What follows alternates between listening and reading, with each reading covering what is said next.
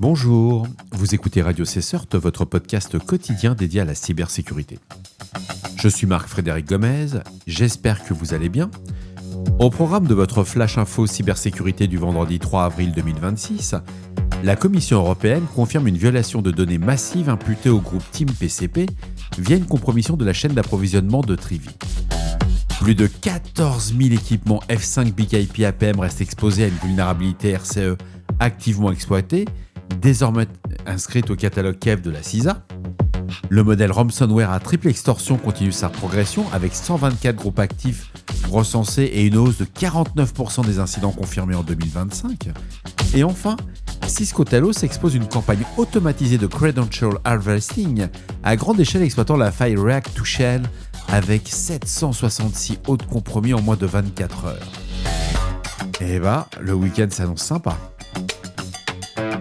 Selon le CERT-EU, le groupe Team PCP est à l'origine d'une violation majeure de données ciblant la Commission européenne, détectée le 24 mars 2026. Le vecteur initial d'intrusion est une compromission de type supply chain via Trivy, un outil de sécurité distribué via les canaux de mise à jour officiels. Les attaquants ont exploité une clé API Amazon secrète pour accéder à l'infrastructure AWS hébergeant la plateforme europa.eu. Ils ont exfiltré 92 gigaoctets de données compressées appartenant à 42 clients internes et au moins 29 entités de l'Union européenne. La clé compromise disposait de droits de gestion susceptibles d'autoriser un mouvement latéral vers d'autres comptes AWS de la Commission, mouvement pour lequel aucune trace n'a été détectée à ce stade, c'est important. Les données volées incluent plus de 52 000 fichiers de communication sortantes qui ont été publiés le 28 mars sur la plateforme du Dark Web de Shiny Hunter. La Shadow Server Foundation a identifié plus de 17 100 instances F5 Big IP Access Policy Manager exposées sur Internet au 31 mars 2026, dont plus de 14 000 toujours non corrigées et non patchées.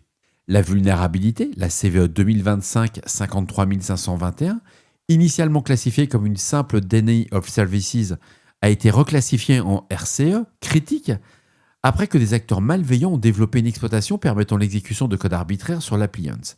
La CISA, l'agence américaine, a inscrit la faille à son catalogue KEV.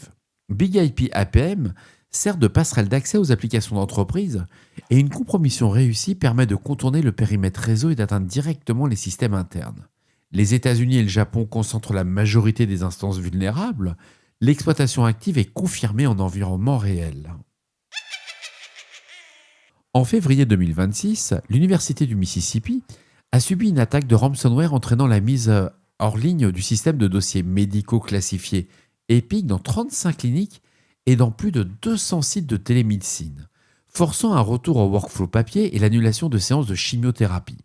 La même période a vu le réseau de traitement de paiement de BridgePay totalement indisponible à la suite d'une attaque similaire, et selon les données sectorielles, les incidents de ransomware publiquement divulgués ont augmenté de 49% si on fait ça sur l'année 2025.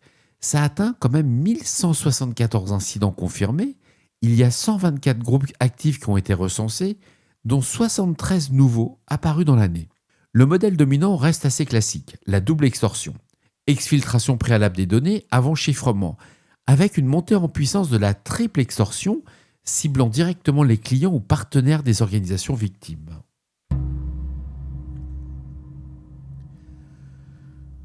Un article de Cisco Talos a mis en lumière une campagne automatisée de collecte de credentials à grande échelle menée par un groupe UAT 10608 ayant compromis 766 hôtes en moins de 24 heures.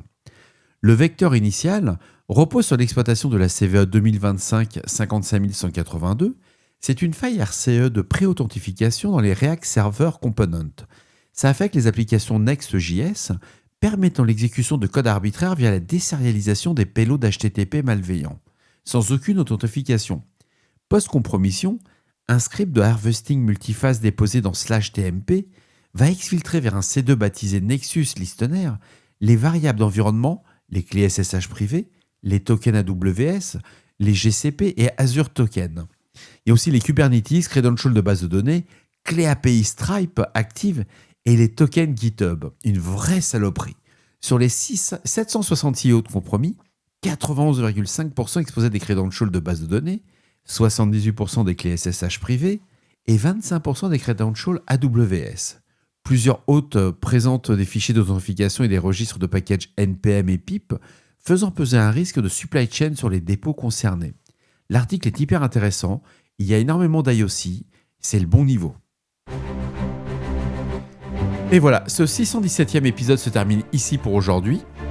On rentre dans le week-end de Pâques, mais nous publierons quand même aujourd'hui, demain et après-demain. J'espère qu'il vous apportera toutes les informations nécessaires. Vous retrouverez les sources et références qui ont permis de créer ce Flash Info dans la description de l'épisode sur le site de www.radiocesseur.org.